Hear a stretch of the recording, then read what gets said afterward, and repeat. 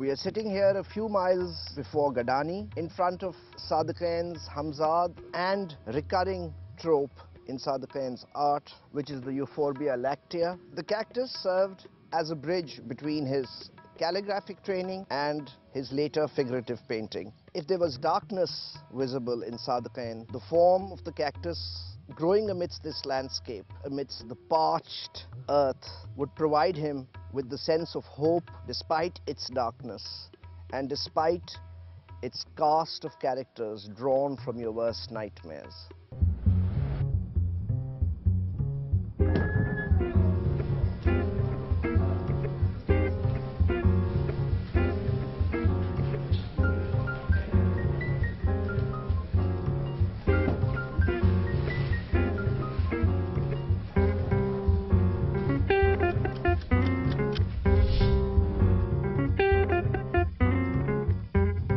We are very fortunate to be with Hamid Haroon to discuss Sadaqain's contribution to Pakistani art.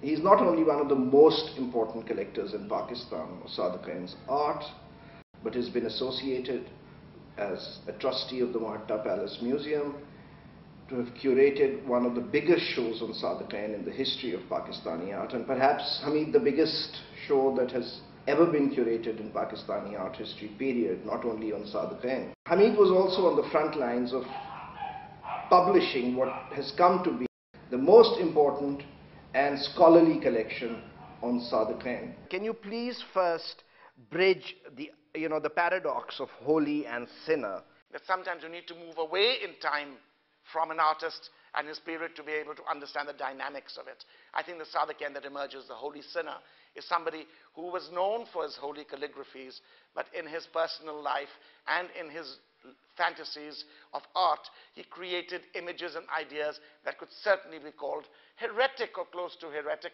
unless you believed that this was actually a man who had deep convictions and was moving down a path of ijtihad.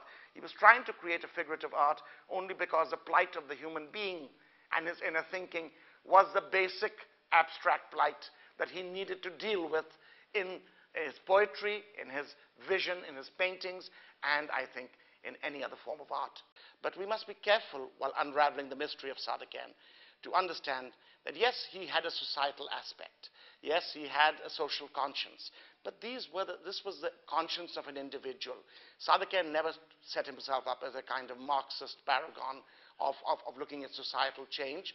He was living under a dictatorship where even a liberal artist was a problem. I think if you read Yaquba Zamindar's piece in The Holy Sinner, she's a fabulous historian. She brings out the straitjacket that Sadaqain was being forced into and which he was fighting and resisting. Yes, there is something to be said for Sadaqain the showman, and how he wanted to curate himself as this Saturnian melancholic, sort of a la Michelangelo, a la Raphael. But there is an element of pervasive despair in his work. And wasn't it that which he's referring to here? I'm an artist of the dustbin. That you have to look at two extremes in Sadaqain's work, the ecstasy and the agony.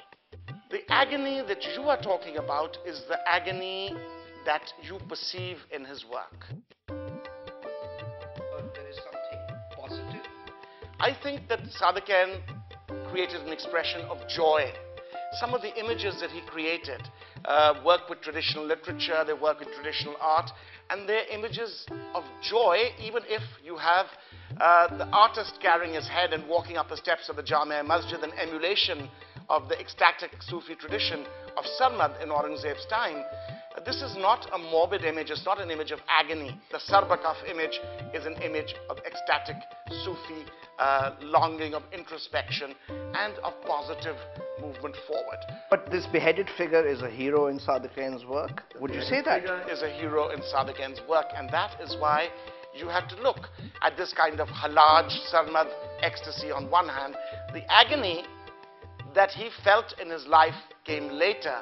I think it messed up his art. Was it the mismatch between his vision and the reality that he saw in society? It is a mismatch between his vision and the reality you see in society.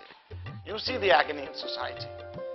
Sadaqain created a world of his own in which a lack of expression, being a prisoner of words, being a prisoner of traditions. These were the issues, not being a prisoner of Ayub Khan or being a prisoner of Zia-ul Haq, which he... Hamid, in a much quoted interview conducted in 1970 by none other than you, Sadiq Khan said that he was not an artist of the drawing room but of the dustbin. What is it that led him to, to forward that contention? With a quotation like that, you have to be able to understand that Sadiq Khan was a mystery, an enigma. He wanted to present this mystery of himself. At the same time, he was a showman par excellence, and he loved those dashes of publicity. But this was, I think, alternative with the tragedy of Sadiq Khan's own life, its immense loneliness. 1947 created a partition where these artists and writers moved, walked in caravans, they came in trains to Pakistan. This young man, perhaps developing tuberculosis, was alone in a city which knew no hierarchy of art, and he had a very strong opinion of himself. Sadiq Khan, for Pakistan at least, defined what an artist was all about. I mean, he sort of personified, And he received official patronage very early on. Sohrawardi gave it to him. But remember, that defined what an artist was about, but he helped create the image himself. Sadiq Khan had the flamboyance, I think, that he had the kind of shock that Damien Hirst might give to an audience today in Britain. Can we replace the despair with shock and awe? The kind of iconography that he's conjuring up, I mean, the thorns, the nettles, I can just answer that in one line, I think, Saket. Don't you think when you read Louis Massignon's massive 4-volume biography of Hallaj, you get the same feeling? That there are times when what this man is doing is a spectacle. A great man, a great Sufi, but you have to understand that the ability to shock was a communication method used in traditional societies to be able to sometimes demonstrate and explain and synthesize revolutionary change. The iconography that he developed. You mean the cactus, don't you? I mean the cactus, which is actually deriving or spawning from the, the calligraphic tradition, the Kufic script. And how Which that came first, the cactus or the strokes? I think the strokes did. I think so too, because Sadiq Khan in his childhood speaks about that takhta on which he's writing, and the red of that takhta, the brown of the takhta, the black of that takhta, of the calligraphic strokes. These colors always remain in his work. They become the basic pigmentation. The real color begins to burst in when he spends that time in Gadani. And he is suffering from tuberculosis, and he sees resurrection night and day. That is the agonized Sadiq Khan.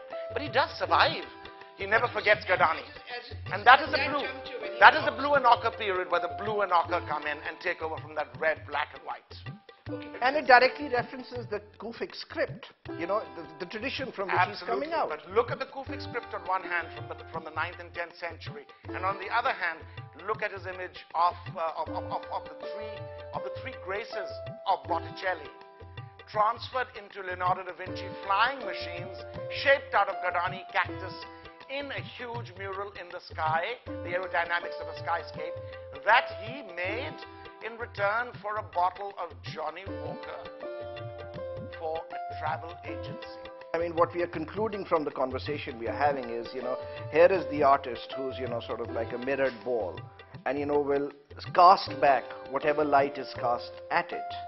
The Western artist, the shades of Picasso, the shades of calligraphy, the shades of the traditional sort of UP Shia culture that he's bringing to us. I think I don't see him that way.